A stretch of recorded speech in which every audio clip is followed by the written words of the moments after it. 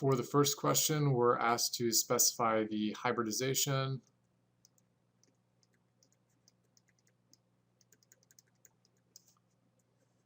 the number of bonds,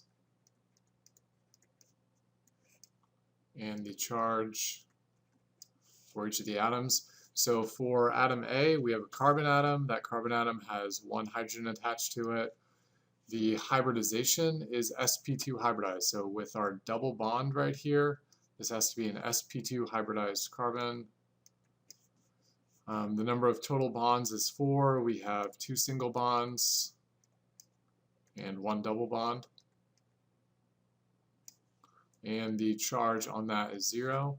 For B, for this CH3 group right here, we also have a charge of 0. We have 4 bonds, and we have 4 single bonds in this case. So 3 single bonds to a hydrogen and 1 to a carbon. And the hybridization of that is sp3.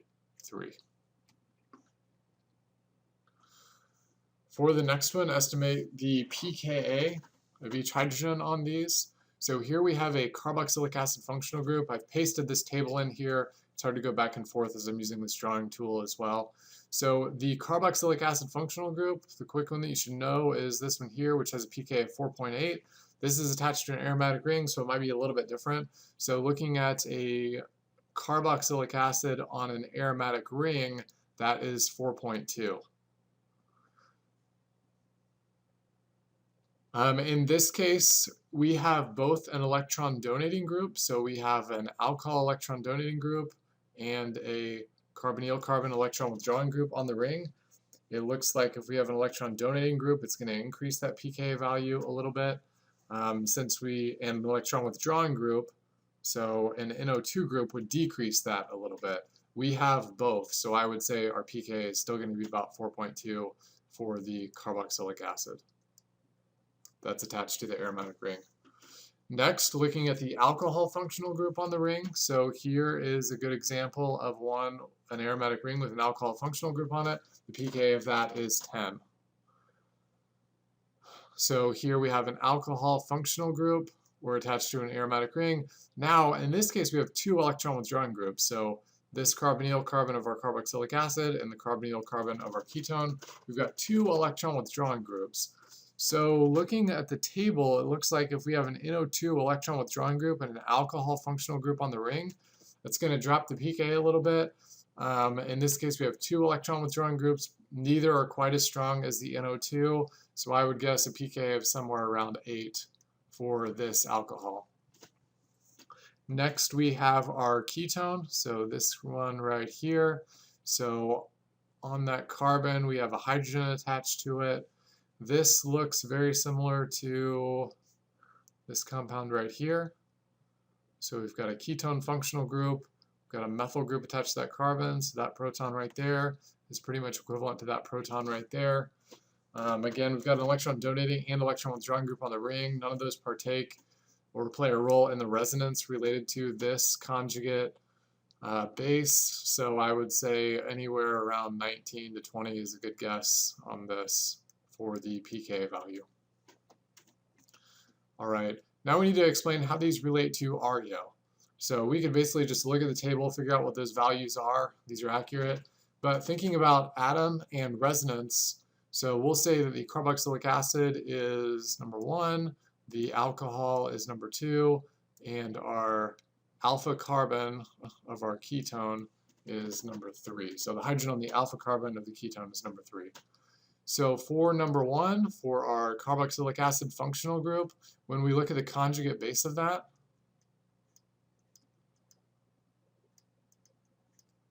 we have a negative charge on an oxygen atom. So immediately the negative charge is on an oxygen atom. And then for our resonance contributors, we have 2 resonance contributors. In both cases, the negative charge is on an oxygen as well. So 2 resonance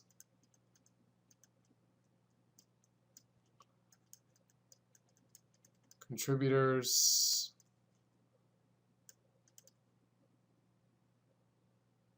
where the negative charge is on an oxygen. All right, for the second one, when we look at our oxygen, or alcohol, which is deprotonated, we've got a negative charge on our oxygen, which is attached to an aromatic ring. So we actually have quite a few resonance contributors, but first let's look at the atom. So in this case, we have a negative charge on an oxygen. So in terms of the atom, we're tied with these. So negative charge on oxygen, negative charge on oxygen. So based on just on the atom, our pK would be the same. With resonance contributors, let's look at the difference. So in this case, we have a negative charge on oxygen, so that's one of our resonance contributors. We can move these electrons down, move these electrons in the ring, and if you keep taking these electrons around a ring, you're going to get a negative charge here. So I'm going to say there's a partial negative on this right now, partial negative on that, and partial negative on that carbon there. So we have 4 contributors. One of those has the negative charge on an oxygen, and 3 of those have a negative charge on a carbon. So even though in this case we have more contributors, we only have one resonance contributor where we have the negative charge on the oxygen. So it makes sense that this is ranked second because there are less oxygen resonance contributors. For the third one, when we deprotonate that hydrogen on the carbon, we have a negative charge on a carbon. So in this case, we've got negative charge on carbon. So that pretty much tells you, carbon's electronegative. It's a less electronegative atom than oxygen. So it's probably not going to be the best option. And then for resonance contributors, we have 2 resonance contributors. One where we have a negative charge on an oxygen, and one where we have a negative charge on a carbon. So the one that I've drawn has a negative charge on the carbon. If we move these electrons here, those electrons there, that would give us our other contributor, where now we have the negative charge on the oxygen.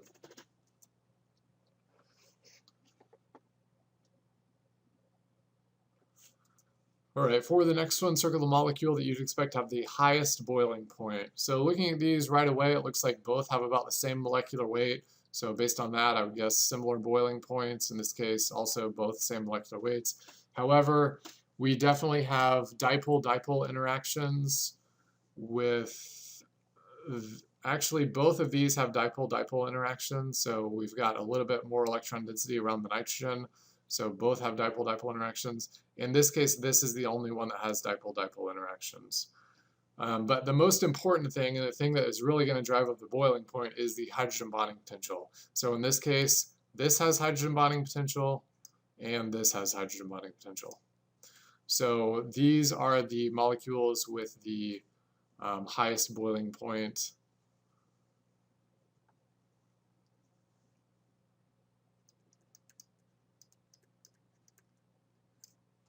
So both of the circle one have hydrogen bonding potential, and any explanation related to the hydrogen bonding interactions they have to increase the interaction potential between this and another molecule of itself is going to increase that boiling point. All right, for the next one, draw the IUPAC name and the condensed formula for 2 of the compounds. So here we've got carbon number 1, 2, 3, 4, 5, 6, 7, 8. So we have octane. On carbon number 3, we have 2 methyl groups. So this is 3, 3, dimethyl octane. And the condensed formula for this is CH3, CH2C with 2 methyl groups attached. So CH3, 2, and then we have CH2, and it looks like we have 1. So carbon number 4, 5, 6, and 7 are all CH2s. So I'm going to say we've got 4 CH2s and then a CH3. If you want to draw out all those CH2s, that's fine. If not, that's fine too. Here we have carbon number 1, 2, 3, 4. So we have a butane chain, and we have chlorine at carbon number 2. So this is 2 chloro butane. And for the condensed structure, we've got CH3, which is attached to a carbon, which has a hydrogen and a chlorine attached. And then carbon number 3 is our CH2, and carbon number 4 is our CH3.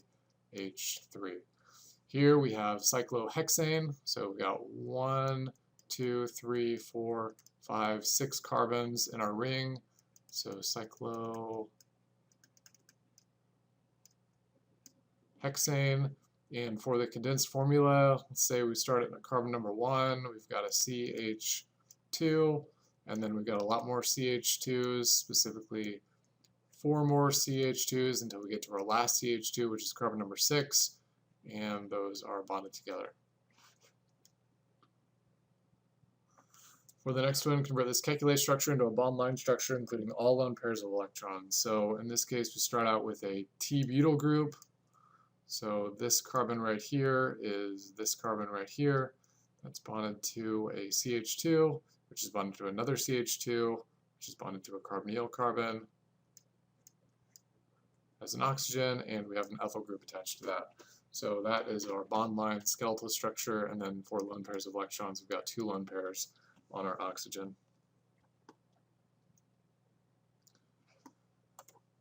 All right, for the next one, rank the following from lowest to highest in water solubility. If something has highest hydrogen bonding potential, it's going to be more water soluble. This one is the only one with hydrogen bonding potential, at least with itself. So this is probably going to be the most water soluble. We've got that hydrogen right there, so it can essentially it's got more hydrogen bonding potential than something that can just accept that hydrogen bond from water, like that I've showed on the ester. So for highest water solubility, this is 1, this is 2. We've got a little bit more interaction potential with this because we have 2 oxygens rather than this, which just has 1 oxygen, so that's going to be 3, and this has no polarity, no hydrogen bonding potential, so that's going to be the least water soluble. So this has hydrogen bonding potential, and this is nonpolar. So there's really no interaction potential at all with water for that one. Rank the following from lowest to highest boiling point. In this case, so things with hydrogen bonding potential are probably going to have the higher boiling points. The highest is going to be the heaviest with the most hydrogen bonding potential. So here we've got quite a bit of hydrogen bonding potential with itself or with water. This one is definitely going to have the highest boiling point. So that's 1. Water is going to be next, and then ethanol. And the lowest boiling point is definitely going to be our propane, so it's only got 3 carbons. It's the lightest of these 2 that are left. And then our 1, 2, 3, 4, our butane is going to be 4th. So the lowest boiling point, 5, is propane. So we have the lowest molecular weight, and we really have no interaction potential other than van der Waals interaction. And here we have the most hydrogen bonding potential, and we are relatively high in molecular weight. All right, it looks like we've got LSD drawn below.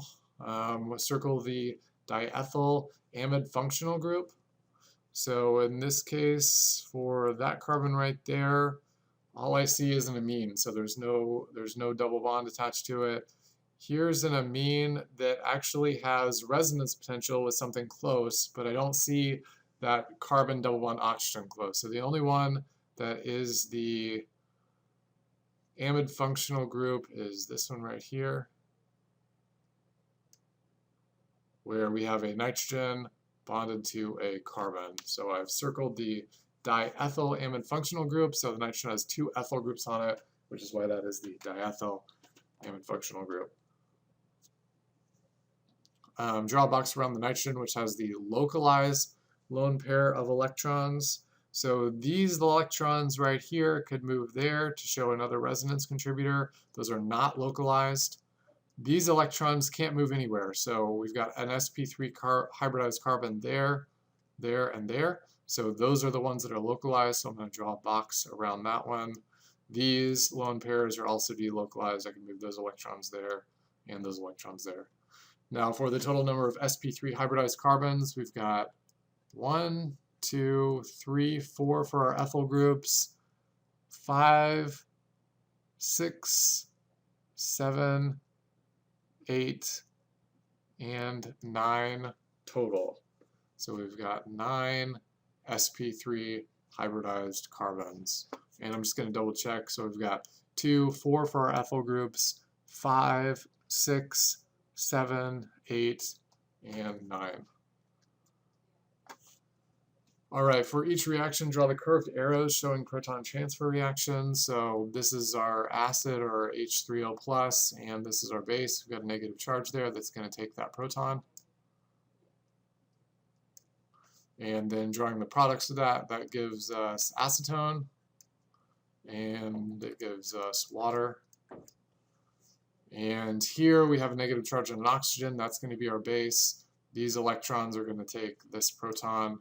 These electrons are going to move to sit on the conjugate base. That gives us our deprotonated alkyne. We have one pair of electrons and negative charge there, plus our isopropanol. All right, so we've drawn the curved arrow showing the mechanism and resulting products, and then predict the position of equilibrium. So let's look at pKa values. So the pKa of this is about -2 or so, and then this was our base, that's our acid. So our conjugate acid is this right here, and this has a pKa of about 20, larger pKa, more stable. This side's more stable. For this one's our acid, has a pKa of about 25, and then our base is the propane group with the oxygen, and this is our conjugate base and our conjugate acid. This conjugate acid has a pKa of about 17 to 18. So this over here is the slightly stronger base. We got a negative charge on a carbon here, and this is the slightly more acidic proton, so that means this side is going to be favored.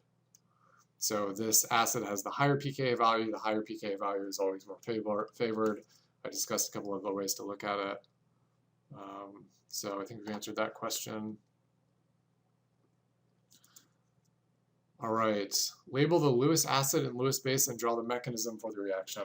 So looking at the product of this, it looks like we've formed a bond between boron, which is the central atom, and bromine.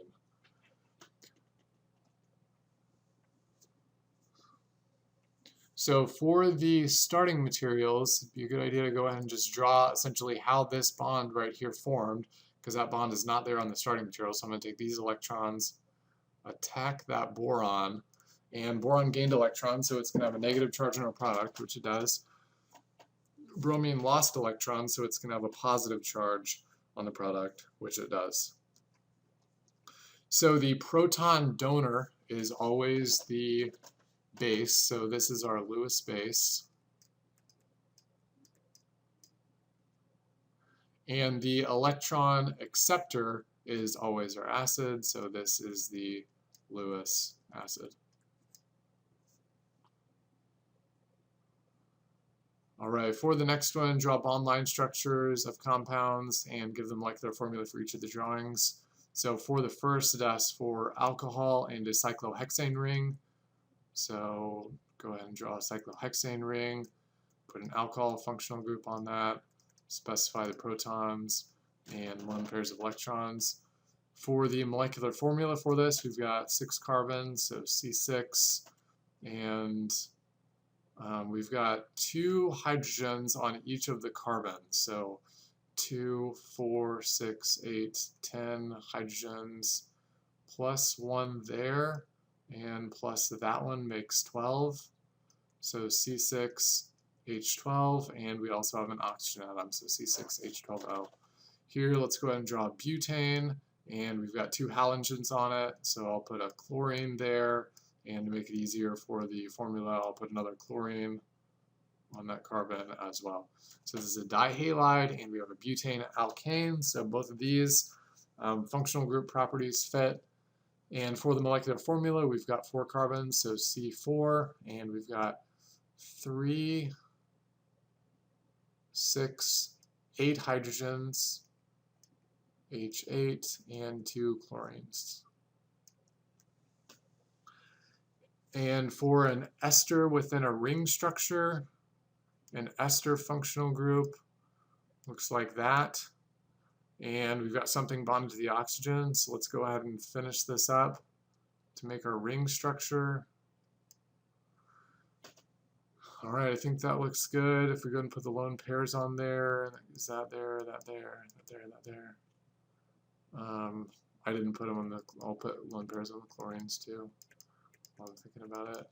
All right, so for our ester functional group, now we need the molecular formula. So we've got 1, 2, 3, 4, 5 carbons, so C5, and then on carbon number 2 we've got 2, then 4, 6, 8 hydrogens, so C5H8, and then O2 for 2 oxygens. And finally, now we need an aldehyde functional group, so we'll go ahead and draw that, and we need an alkene somewhere in our carbon chain. So we'll draw it conjugated and then have one more there. So we've drawn a trans alkene, and we have an aldehyde functional group. So for the molecular formula of this, we've got 1, 2, 3, 4 carbons, so C4, and we have 1, 2, 3, 4, 5, 6 hydrogens, and 1 oxygen. So that's our molecular formula for that. All right, for question 10, draw both chair structures of this molecule and underline the most stable conformation. So there's one chair structure, and I'm going to say this is carbon number 1, 2, 3, and this is carbon number 1, 2, 3. So we have an ethyl group in the down position on carbon number 1, and we have a methyl group in the up position on carbon number 3. The up position is axial, the down position is equatorial in that case. And then I'm going to flip the chair, so I'm going to take the carbon number 1, move it down, carbon number 4, move it up. So when I flip the chair,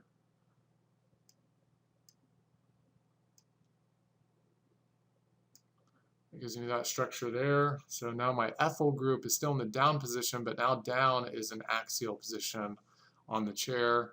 And if that's carbon number 1, then I've got 2 there, 3 there. My methyl group is still in the up position, but up is now equatorial.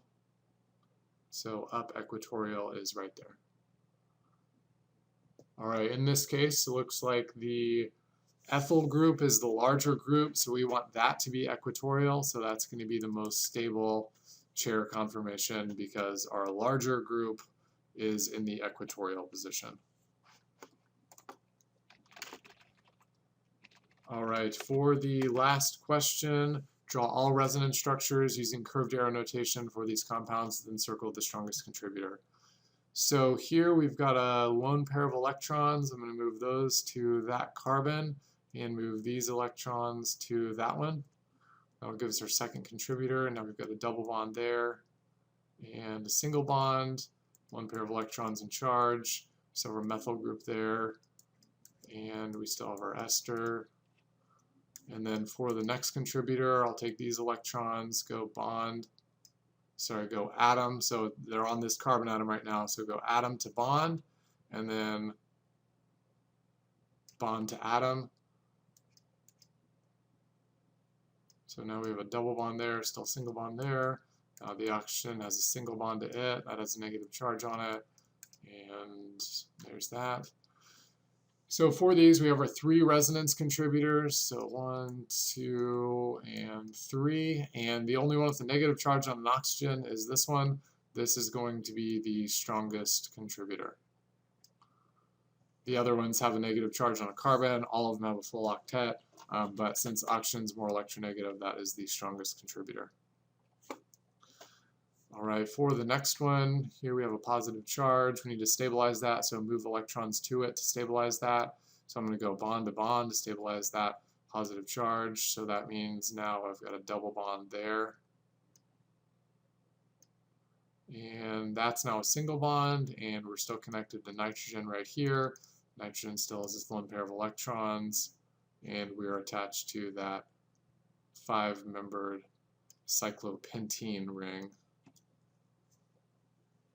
And I'm missing a charge right now, so I moved electrons from here, so this is the carbon that is now has the positive charge. All right, now that I have that, I can draw arrows on this to get arrows on this compound to get my final resonance contributor. So I'm going to move that lone pair of electrons there. That's all I need to do to stabilize that positive charge. So now I still have that alkene there. And now that single bond, that's a double bond. There's my nitrogen.